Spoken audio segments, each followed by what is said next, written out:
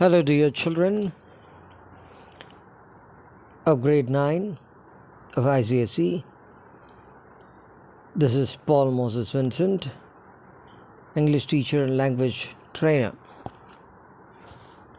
Through this audio, I just would like to bring some explanation about the poem written by Sarojini Naidu ji, The Bangle Sellers. Coming up with a summary and maybe a gist of that one initially before going to the detailed summary part is that here we find the bangle sellers, and the ones talking here is bangle sellers only. They are the narrators, though Sarojini Naidu is the poet, the writer of this poem. The narrators of this poem can be seen as the bangle sellers themselves. Where are they seen? They are seen there in the temple. What for? Selling bangles. Where do they sell the bangles? They sell the bangles near the temple. Why at the temple? Because that is a place where most of the women do come in order to pray to God or worship gods and goddesses. And that is the place where these bangle sellers spread their bangles and attract the customers. And who are the customers? Mainly women, and women of different age groups. Here he brings the people who are very young, that is before their marriage, and those who are young still after marriage, and the old aged people. And these three different categories of people, they have their different tastes of bangles and purchases also. And that is what Sarojini Naidu ji is trying to bring out through this poem. And what do they do there while selling? While selling, they have to shout. Why should they shout? Of course, it's known to us very clearly. Without shouting, the customers would not get attracted. They may get disturbed initially, but still, through the shoutings of these bangle sellers, they will first have their attention drawn towards their shoutings, and then they finally just know they will go to that one. Once they shout, these people will see where the shout is coming from, and with the sound they will just see the bangles, and with that they get attracted and they will go to these bangle sellers to purchase those bangles. Yes, so their shouting is just in order to get their business done. And here the poet also brings out different things, and the narrators, who are the bangle sellers themselves, they try to say or show that they have different colored bangles, bangles of different colors. This is something. Some are very shining, some are dull looking, some are of brightness, and all different things. They're of red in color, yellow in color, golden colors, silver colors, purple colors, and all the colors are there given. And they are for unmarried girls, the young women, and even for those who are married young women who have different tastes, and also the old women who are very pious. Middle-aged group can also be seen here. Thus, the poet presents various stages of women's life in this poem. Women also have. So earlier we could see Shakespeare writing one of the poems through one of the plays, All the World's a Stage. There, of course, he brings different stages of a human being, different stages of a man. All the world's a stage, and you can also see there are 7 stages of man. So Shakespeare brought out 7 stages of human being, especially man. And here Sarojini Naidu is bringing out three different stages of women and through the four stanzas. And how is that? Of course, we can see that. The fourth stage of a woman can also be seen, but we'll see how the first stanza begins. Bangle sellers are we who bear our shining loads to the temple fair, who will buy these delicate, bright, rainbow tinted circles of light, lustrous tokens of radiant lives for happy daughters and happy wives.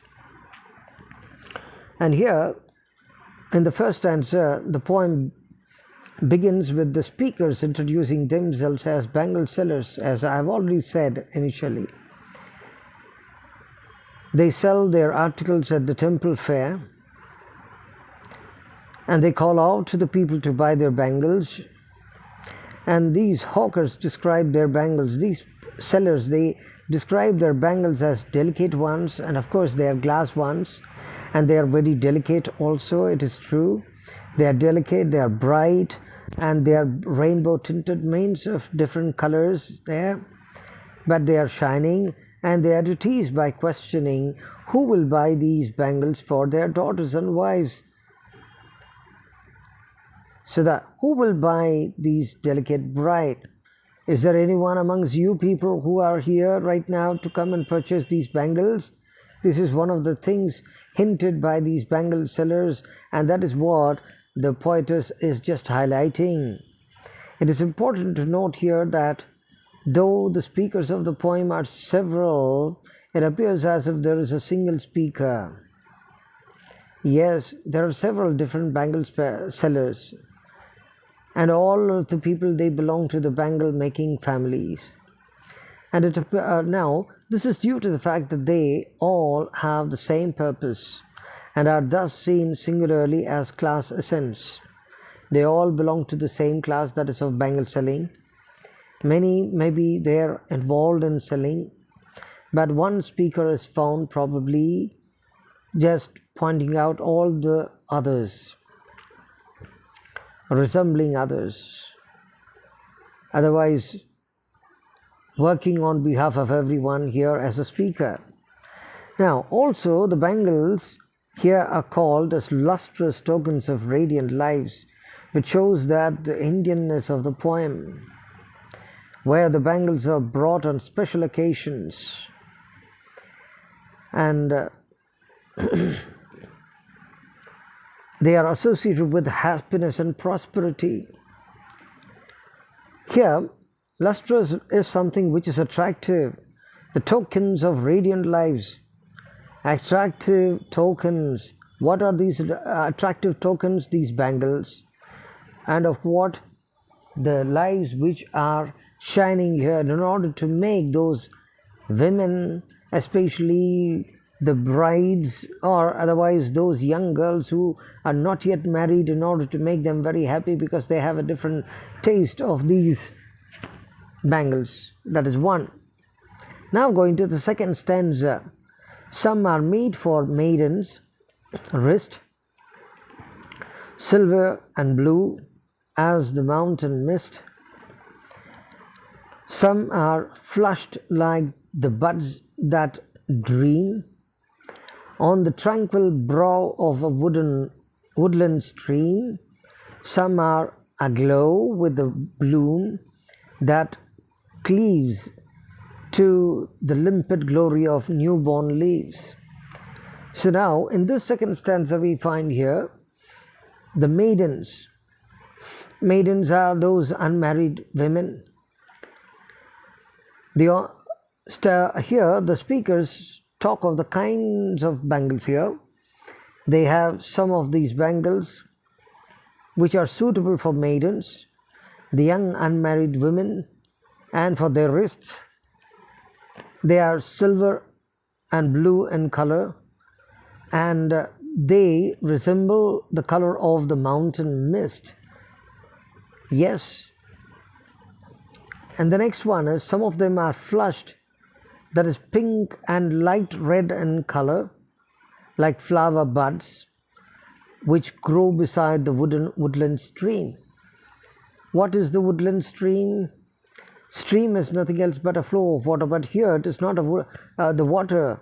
Here it is a woodland, the land which goes on, which is stretched from one distance to the other distance, from one end to the other end, and still others are green and glowing like the transparent beauty of the newborn leaves here. This is what we find. That means they keep on glowing, shining, and there are some others which are green in color, right? In Indian society, bangles have an important cultural and religious place. Yes, they are given a lot of importance in India. In other countries, other than Bangladesh, we do not find people finding it interest for finding their interest for bangles. Not much. But here in Indian society, it is a cultural thing. It's important in our culture. Very important, in fact. Girls cannot go without bangles. Even some of the women, those who are married, they cannot go out without bangles worn. Especially of the Hindu culture. Hindus, Jains, Sikhs, they just go. And even some Buddhists too. Not found amongst the Christians and Muslims, but these are found amongst the said religious people. Fine. And they go with them. And colors are already mentioned. What are the colors here? Blue, silver, and green. They are generally worn by the young maidens. It is interesting to know that the poet here uses the words flushed like the buds that dream. That means what is the dream here? And who dream? Young girls dream. They just dream of something which is very colorful, even when they have to just get married. Yes, because before their marriage, because they want to still live their lives happily, they want to just lead their lives.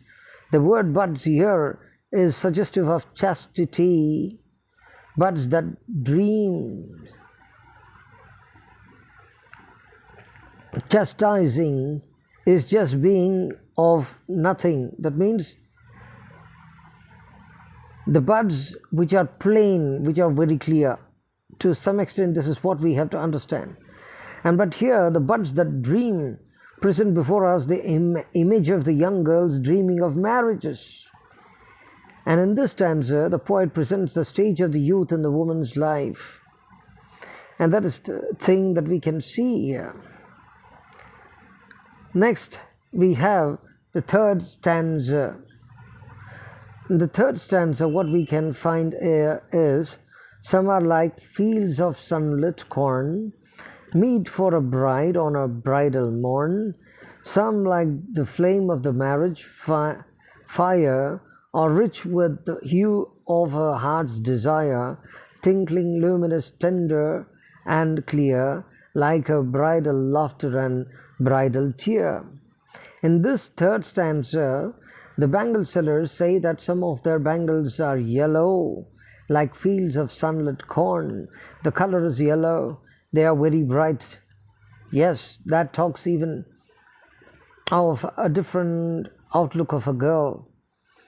Maybe some sort of a pride and overconfidence can also be seen here. Bangles of this color are perfect for a bride on her bridal morn. And especially the brides, the girls who are getting married, who are getting ready for the marriage. For them, they are very suitable. Some of the bangles they have are bright red. Red talks about boldness, and it talks about the fire. And here the fire is nothing else but they are just ready for the marriage, and they are right now in a fire of getting married to another man who is going to start a new life in this girl. Yes, they represent the flame of the newly turned bride's marriage fire. The fire is nothing else but a desire. They have a strong desire to have a settled life, well settled lives. They want to have their own individual families rather than just living as dependents of the parents now. And that is the passion of her newly made relation. The red bangles also stand for the heart's desire. Yes, each girl has got a desire, and there is no doubt about this. The bangles are tinkling, luminous, tender, and very clear. They express both the joy of the girl starting a new life with her husband and the sorrow of leaving the parents also. So the bridal laughter is here to say that she is very happy to get into or enter into a new family life. There's another thing, the bridal tear, it is nothing else but a kind of the sorrow that she has got, the sadness that she is left with because she had to leave her parents now. And she's not going to be there with the parents, though she may just go and visit them once in a while, according to the agreement between her and her husband, either accompanied by him or not. Sometimes it may not happen, sometimes it happens. It may happen most of the times also. And she's leaving the parents, but so that gives her the sorrow, but she's going to have a new life, settled life, that is with her husband, wanting to have new setup of a family with children born to her through her husband. So this is another thing that she has got in her mind to feel happy about. And what we find striking in the use of the words here, bridal laughter and bridal tears, these words convey the whole of the woman's transition in life.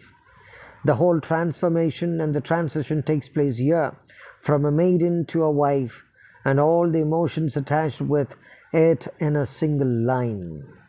All different emotions come. Mainly two. One is happiness and joy, and the other one is sorrow. The reasons are already given. So this stanza marks the transition of life from maiden to a wife. And next one is the fourth stanza. Some are purple and gold flecked grey. For she who has journeyed through life midway, whose hands have cherished, whose love has blessed, and cradled fair sons on her faithful breast, and serves her household in fruitful pride, and worships the gods at her husband's side. Sorry. And here in the fourth stanza, what we see, this is the final stanza of the poem too. The bangle sellers here, being the speakers, they continue to advertise their bangles. They shout that some of their bangles are purple and gold flecked grey, and whom they are suitable to for the middle-aged women, even to the old-age women. Their journey, that means they cross their middle life also. They are almost middle-aged, or even a little more than the middle-aged, and they live their married lives also. Now with the children, they have the children, and now therefore they are for these bangles are for such women, middle-aged women, who raise their children very well and remain faithful to their husbands and even the whole family also. And for them, these bangles are going to be very suitable, because these women, being middle-aged, they cannot go for the ones which are worn or chosen by the young girls, because young girls, they do have a different taste. Yes, and these women, middle-aged women, they also have taste, but they are different from those young ones, married and unmarried young women. Yes, fine. And these bangles are, they say, perfect for she who has maintained her household with pride and worships, because some of these middle-aged women, they are also very pious. They just go to the temples more than the young ones. They worship gods beside their husbands. They go along with their husbands, right? So they just go pray to gods, and pray for their families, pray for themselves, pray for their husbands also. And that is the time when they talk all good things, virtuous things, and philosophical, religious matters, even to the young ones. They wait for that time to just talk more about their experiences. In such a stage, of course, they just go for simplified kind of life. So, in this stanza, what we find is the poet writes down what she perceives the qualities of a good wife, such as a woman and even as a mother. Such a woman is truly deserving of the purple and gold flecked grey bangles in her eyes. Here we should pay attention to the word sons used to mean offsprings. Yes, of course. Offspring means the result of the married life, having children, and while it could be a happy coincidence, it could also suggest the ingrained attitude of male preference in the society of Sarojini Naidu's times. So overall, what we are going to see here is the poem, The Bangle Sellers, is a celebration of the female life. The whole thing is about the female life. It shows us the various stages of women's life and attempts to represent the Indian culture and the role of the bangle sellers in the traditional setup. This is something which is of importance and something which is very interesting because it talks about the culture, and if at all we have to just go for any further explanation, of course we can just go for, and you can just read it properly, thoroughly well, seeing all the aspects of women embellished over here. Okay, my dear children, I hope things are very clear to you, that you have understood this poem very well. In case that you have not understood, as given previously, you can just call me at the or otherwise you can just ask your questions in the WhatsApp through the number which is already given to you earlier. Take care, bye, good night, God bless you, all the best for your exam.